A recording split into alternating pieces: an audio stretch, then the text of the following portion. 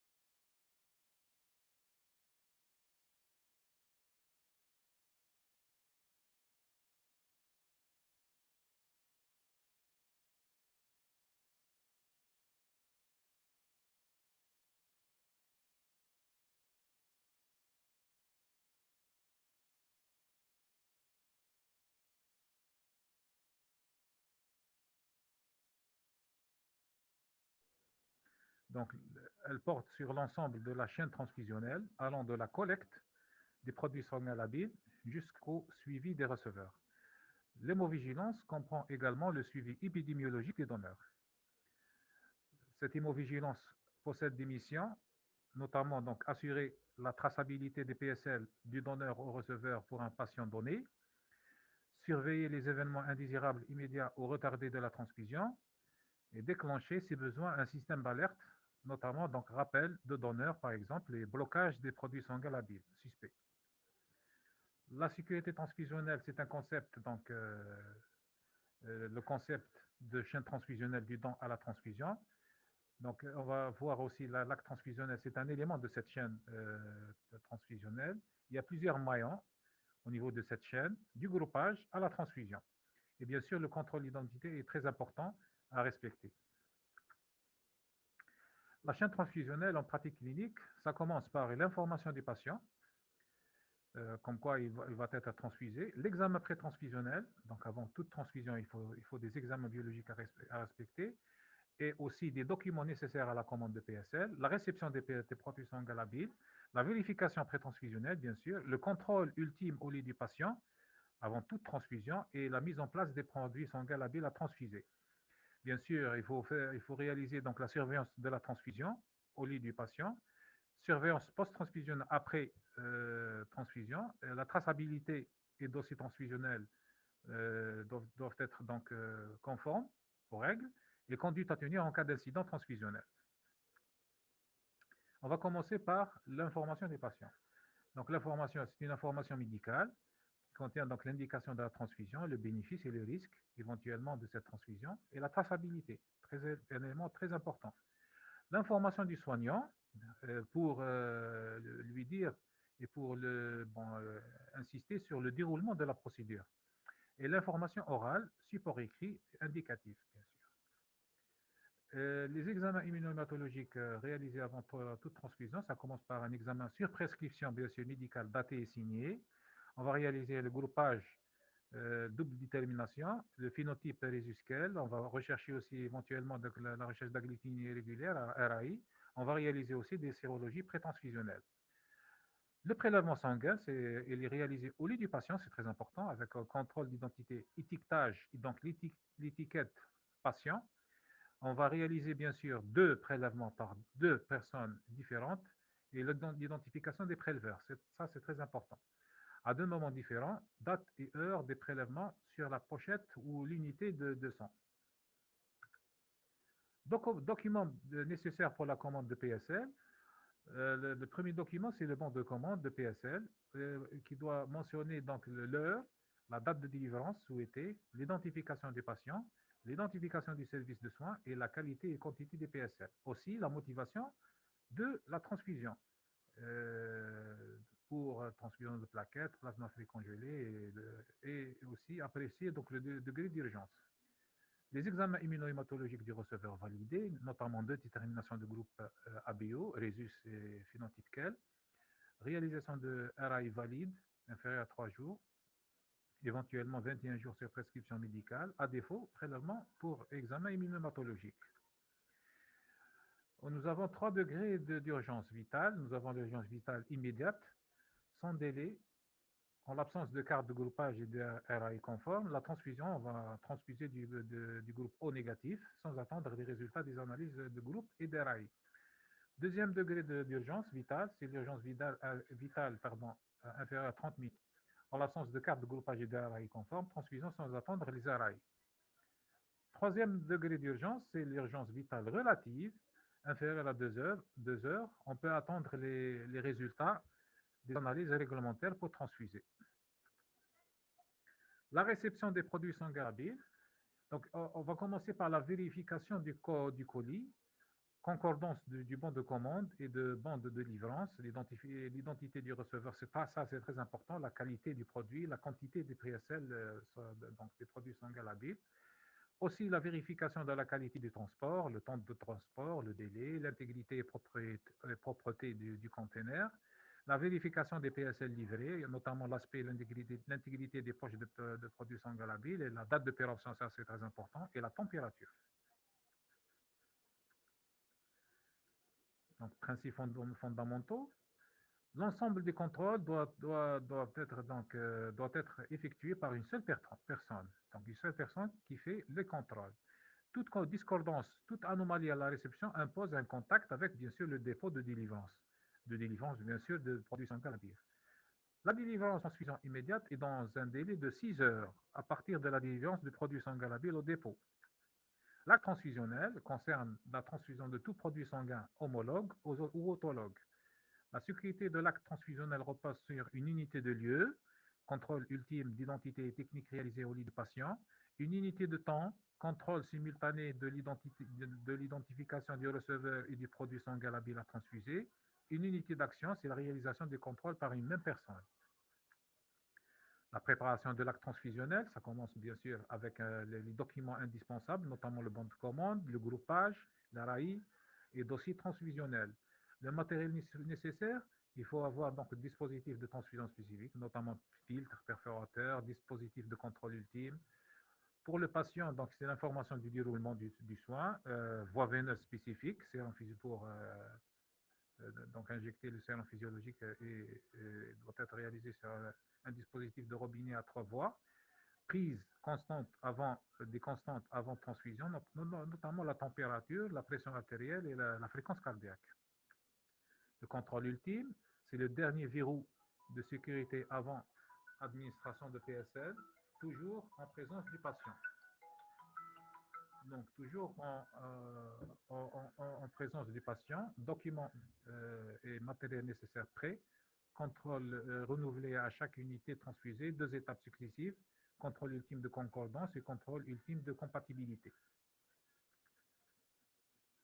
Première étape, donc contrôle ultime de concordance, vérification de l'identité du receveur, direct ou par document, concordance identité receveur document, donc banc de délivrance, banc de commande et document de groupage.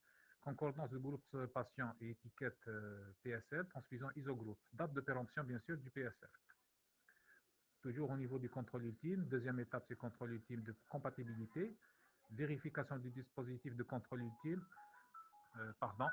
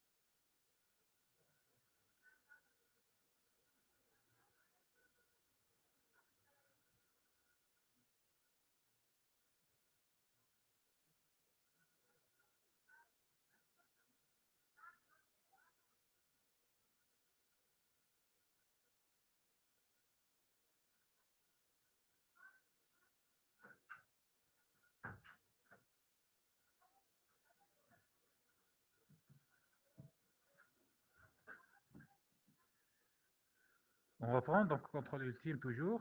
Deuxième étape, c'est le contrôle ultime de compatibilité, la vérification bien sûr du dispositif de contrôle ultime, la date de péremption, l'intégrité et l'aspect.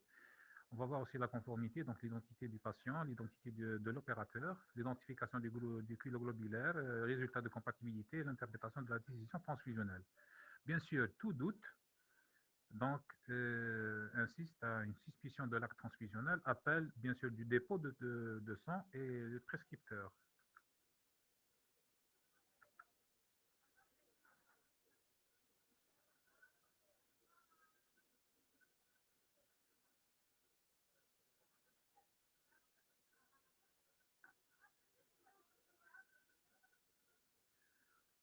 La transfusion, donc surveillance, la surveillance attentive et continue au moins dans les 15 premières minutes, bien sûr.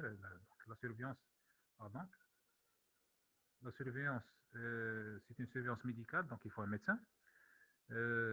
Puis régulièrement par la suite, donc clinique, prise de température, la fréquence cardiaque et la pression artérielle, pardon. La transcription sur un document approprié, notamment la traçabilité. Toute interruption ou non transfusion doit être consignée dans le dossier de soins. Bien sûr, il faut une conduite à tenir devant un événement ou un effet indésirable, notamment incident transfusionnel par l'hémovigilance. L'acte transfusionnel, gestion documentaire, bien sûr, la prescription de PSL, bande de commande, l'établissement de transfusion sanguine, bande de commande utilisée lors de la vérification de la conformité du produit sanguin à la bile livrée, puis archivée dans le dossier transfusionnel. Toujours au niveau de l'acte transfusionnel, la gestion documentaire, bien sûr, le banc de délivrance, banc de transport, permet l'identification des différents PSL délivrés, permet de vérifier la concordance avec les PSL demandés et rend compte d'un transport adéquat. Bien sûr, faxé au dépôt et archivé dans le dossier transfusionnel. Le dossier transfusionnel fait partie intégrante, bien sûr, du dossier médical du patient. Il regroupe des informations indispensables à la sécurité transfusionnelle, notamment la traçabilité de l'information pré-transfusionnelle, documents de groupage valide, prescription et réservation, partie écrite du contrôle ultime, document de traçabilité de l'information post-transfusionnelle et l'ordonnance de l'arrêt post-transfusionnel, fiche d'incident transfusionnel, éventuellement résultat de suivi post-transfusionnel, l'ARAI. Les complications de la transfusion, notamment, donc, on peut avoir des manifestations cliniques indésirables qui peuvent se produire au cours ou à distance de la transfusion, immédiate, notamment choc, température, frisson, etc. Donc, à distance, notamment ictère, surcharge et modification biologique. Conduite à tenir en cas d'incident transfusionnel. Donc, bien sûr, il faut arrêter la transfusion, mettre en route le sérum physiologique, prévenir le médecin, prendre les constantes, prévenir le dépôt par téléphone, faxer le banc de confirmation d'identité après avoir coché les effets indésirables et faxer une fiche d'incident transfusionnel pour la gestion des risques. Maintenant, on va voir l'hémovigilance. Donc, c'est quoi l'hémovigilance? Elle englobe toute la chaîne transfusionnelle, notamment du donneur en passant par la validation biologique, la distribution des PSL, la réception des PSL et la transfusion proprement dite. L'hémovigilance comporte des stations. Au niveau du laboratoire, nous avons des procédures de groupage sanguin, l'ARI et le cross-match. Nous avons la distribution du sang. Au niveau du service transfuseur, nous avons la réception et stockage dans les services, contrôle ultime au lit du malade et les fiches et registres transfusionnels. Organisation générale de la transfusion. Au niveau de l'établissement de transfusion sanguine, il faut nommer un correspondant d'hémovigilance. Au niveau de l'établissement de santé, il faut nommer aussi un correspondant d'hémovigilance. Et le comité de sécurité transfusionnelle et d'hémovigilance comporte différents correspondants au niveau des deux services. Comité de sécurité transfusionnelle et d'hémovigilance, leur mission, c'est d'assurer les missions de ce comité, c'est d'assurer la sécurité de la transfusion, de mettre à jour le protocole transfusionnel et d'aider à la prescription, bien sûr, et valider les procédures. L'hémovigilance, bien sûr, le rôle du soignant, tout médecin, pharmacien, chirurgien dentiste, sage-femme, infirmière ou infirmier qui a connaissance de l'administration d'un produit sanguin labile à l'un de ses patients et qui constate un effet inattendu dû ou susceptible d'être dû à ce produit doit le signaler sans délai au correspondant d'hémovigilance. Première mission de l'hémovigilance est de surveiller les événements indésirables, immédiats ou retardés. Les événements indésirables, il y a des manifestations immédiates, en général cliniques, inférieures à 8 jours, post-transfusionnelles, immunologiques, l'hémolyse, manifestations allergiques et syndrome, frisson hyperthermie. Autres manifestations immédiates, c'est infectieuses ou autres. Manifestations retardées, c'est généralement supérieur à 8 jours, post-transfusionnelle. Immunologique, c'est l'allomisation. Infectieuse, c'est la contamination virale, éventuellement l'hépatite C, l'hépatite B et le sida. Contamination bactérienne, éventuellement contamination parasitaire et autres. Deuxième mission de l'hémovigilance, c'est tout événement indésirable post-transfusionnel doit faire l'objet d'une déclaration. La déclaration d'événements indésirables qui déclare tous les acteurs de la chaîne transfusionnelle, notamment médecins, pharmaciens, chirurgiens, dentistes, infirmiers et sages-femmes, quand, devant tout effet inattendu ou indésirable survenant pendant ou après une transfusion de produits sanguins labiles, dans un délai maximum de, bien sûr, de 8 heures, pour tout produit sanguin labile, concentré de globules rouges, de plaquettes ou plasmaphéries congelées. Comment? Par un appel téléphonique au dépôt de sang, par fax, de la FIT, fiche d'incident transfusionnel, effet indésirable, et selon le protocole transfusionnel. Donc, suite de la déclaration, mission de l'hémovigilant de l'établissement de soins, la rédaction d'une fiche d'incident transfusionnel, l'enquête et la transmission à l'hémovigilant de l'établissement de transfusion sanguine. Et bon, pour ce qui est des effets indésirables, il y a des grades. Nous avons 5 grades. Grade 0, c'est le dysfonctionnement qui aurait pu entraîner un incident pour le patient, donc c'est pas assez bénin. Grade 1, c'est l'absence de menace vitale immédiate ou à long terme, généralement frisson et hyperthermie. Grade 2, c'est la morbidité à long terme, transmission virale éventuellement et l'allumisation. Grade 3, c'est un peu sérieux, c'est la menace vitale immédiate, infection bactérienne, septicémie, choc anaphylactique, réaction immunologique. Et grade 4, c'est décès. Troisièmement de l'hémovigilance, c'est d'assurer la traçabilité des produits sanguins labiles du donneur au receveur, qui a reçu quoi? 3 outils de cette traçabilité, c'est la prescription de PSL, le bon de délivrance, le dossier transfusionnel. Le dossier transfusionnel il est unique, un dossier par patient, fait partie intégrante du dossier médical, obligatoire pour tout patient transfusé, il regroupe tous les renseignements transfusionnels du patient lors de son hospitalisation. La traçabilité de l'information pré-transfusionnelle, les examens immunohématologiques, groupe RAI, les éléments de traçabilité double, ordonnance, bon de délivrance, etc. La traçabilité du suivi et de l'information post-transfusionnelle, suivi du patient transfusé. Tout patient transfusé doit être informé avant sa sortie de l'établissement, sérologie post-transfusionnelle ou autre. Et en conclusion, donc l'hémovigilance est primordiale tant pour le patient qu'en termes de santé publique. L'hémovigilance fait partie intégrante des vigilances sanitaires avec qui elle a de nombreuses interactions et l'hémovigilance fait partie intégrante de l'acte transfusionnel. Je vous remercie.